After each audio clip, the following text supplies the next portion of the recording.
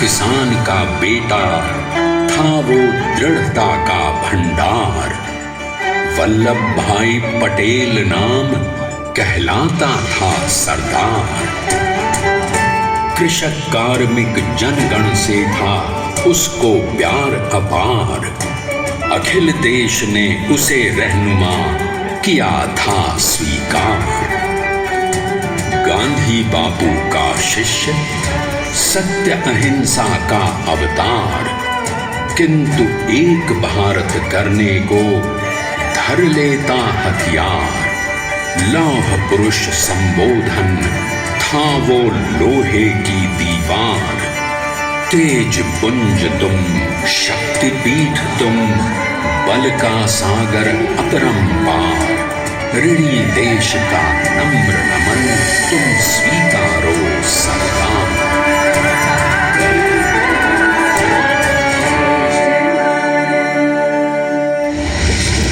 1857 में अंग्रेजों को ललकारने वाले पहले स्वतंत्रता संग्राम के एक सक्रिय सिपाही थे झवेर भाई पटेल। करमसद गांव के इस बहादुर देशभक्त किसान और उनकी पत्नी लाडबाई के 5 बेटों और 1 बेटी में से चौथे पुत्र थे वल्लभ भाई। बालक वल्लभ ने करमसद के बाद नडियाद से अपनी हाई स्कूल की शिक्षा पूरी की। फिर 13 साल की उम्र में उनकी शादी भी हो गई छोटी सी झवेर बाई से। 2 बच्चों, बेटी मणिबेन और बेटे डाया भाई को जन्म देने के बाद झवेर बाई असमय ही चल बसी। सदी बदलने और 20वीं सदी आने पर उनका जीवन भी एक चमत्कार की तरह बदला। प्लीडर का इम्तिहान पास करके वो वकालत करने लगे। पहले गोधरा, फिर आनंद और उसके बाद अहमदाबाद में। मगर जल्द ही वकालत छोड़कर वो बैरिस्टर बनने की इच्छा से इंग्लैंड चले गए। लंदन में बैरिस्ट्री में अव्वल आने और वजीफा जीतने वाले वो अनोखे भारतीय थे। अब तो अहमदाबाद की वरिष्ठ अदालत में बैरिस्टर पटेल की जिरह और जीतों की धूम मच गई।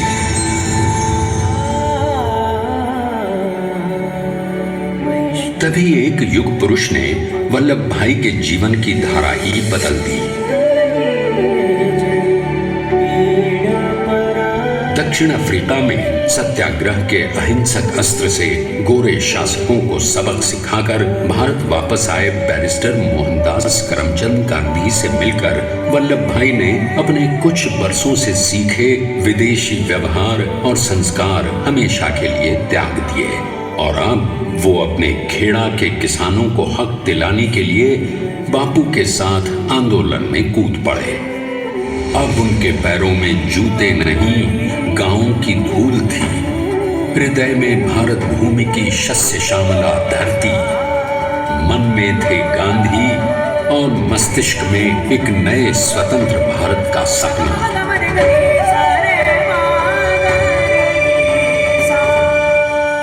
तभी बारडोली के मजबूर मजलूम किसानों की यातना का समाचार उनके पास पहुंचा।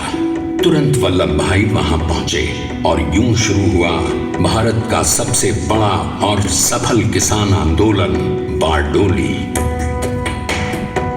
वल्लभ भाई ने बारडोली के 87,000 किसानों को ऐसा अटल अडिग अचल मनोबल दिया कि अंग्रेजी सरकार हिल गई और 1 बरस के बाद उनका लगान माफ कर दिया गया। अब तो पूरे देश में लोग वल्लभ भाई के नाम की कस्में खाने लगे। स्वयं महात्मा गांधी ने कहा, अब वल्लभ भाई मेरे शिष्य या साथी नहीं, सारे देश के सरदार हैं। और देश को मिल गया एक अनोखा असरदार सरदार।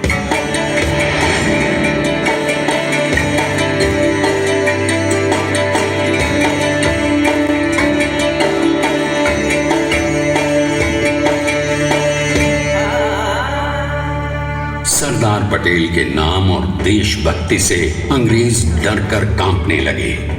1930 के नमक सत्याग्रह और दांडी कूच में वो बापू से भी पहले गिरफ्तार किए गए।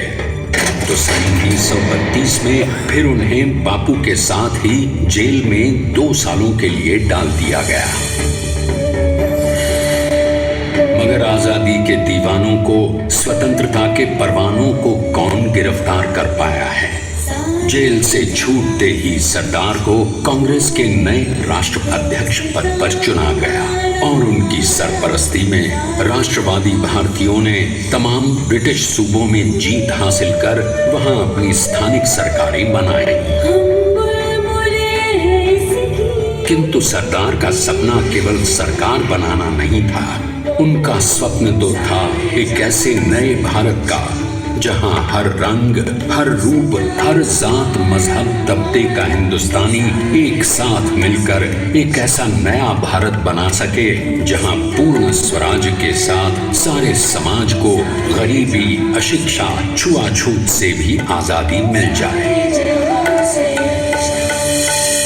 इसकी पहली रणनीति थी भारत को अंग्रेजों की गुलामी से आजादी, ताकि भारत के लोगों की अपनी सरकार सबके साथ और सबके विकास के लिए काम कर सके।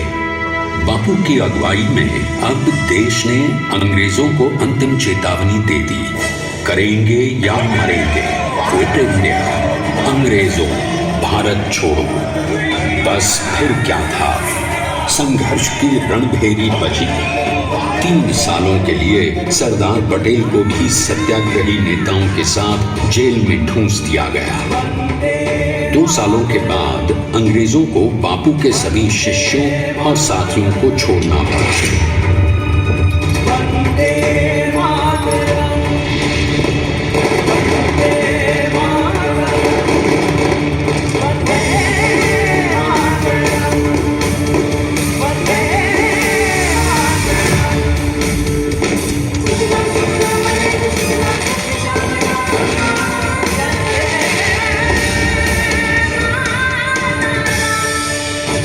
स्वतंत्रता के स्वप्न के सच होने के साथ अब सरदार पर कई एक नई जिम्मेदारियां थीं। आने वाली आजादी की तैयारी और एक नए भारत के लिए नए लोकतांत्रिक संविधान की संरचना। जैसा उनके साथी ने खुद कहा था, सरदार ने ही 6वीं हथौड़ी लेकर एक नए भारत को उकेरा है।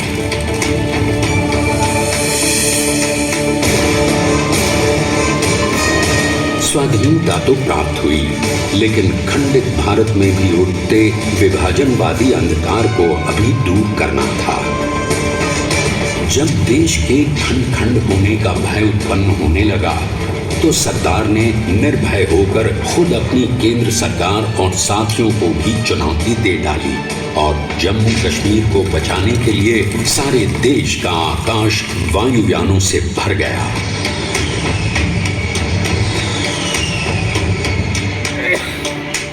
और फिर हैदराबाद और जूनागढ़ के भारत में विलयीकरण को पाकिस्तान से चुनौती मिली। सरदार चाहते थे कि देश की 1 इंच धरती अब और विभाजित नहीं होनी चाहिए। नए भारत को एक करने के लिए समझा बुझाकर, मनाकर 565 रियासतों को सरदार ने अपनी सूझबूझ, सदाशयता, संबल से एक नए स्वतंत्र भारत का अभिन्न अंग बना लिया। हमारे इतिहास में अखंड भारत के पुरुषार्थ का ये एक महानतम अध्याय है। जैसा उन्होंने स्वयं कहा था, हमें नए धागों को पुराने ताने ताने में ऐसे पिरोना है कि एक दूसरे में गुंथ जाएं और बेहतरीन बनावट वाला एक नया भारत उभर कर सामने आ सके। अंततः अपने वज्र दृढ़ संकल्प से एक नया विराट विशाल एक भारत श्रेष्ठ भारत बनाकर दिखा ही दिया सरदार ने। संसार के सबसे बड़े प्रजातंत्र के शिल्पी को प्रणाम करने के लिए देश ने बनाया है ये समर्थ स्मारक। स्वाधीन भारत को समर्थ भारत में बदलने वाले सरदार पटेल को समर्पित प्रेरणा तीर्थ भी है। प्रधानमंत्री श्री नरेंद्र मोदी के नेतृत्व में बनी विश्व की इस विशालतम प्रतिमा के सामने आकर सारी दुनिया जैसे स्वयं भी नतमस्तक हो जाती है।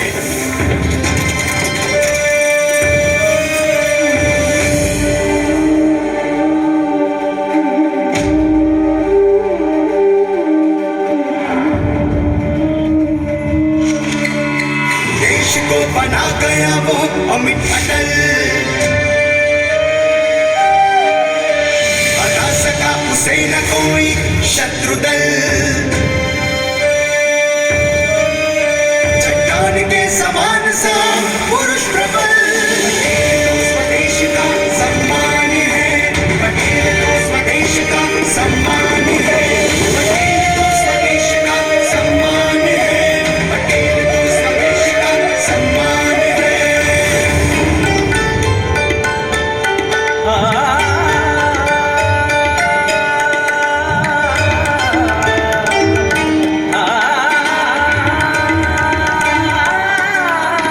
ऊंचाइयां आकाश को छुए हुए, गहराइयां समुद्र की लिए हुए, कदम अडिग जमीन पर जमे हुए। पटेल अपनी आन बान शान है, पटेल अपनी आन बान शान है, पटेल तो स्वदेश का सम्मान है, पटेल तो स्वदेश का सम्मान है।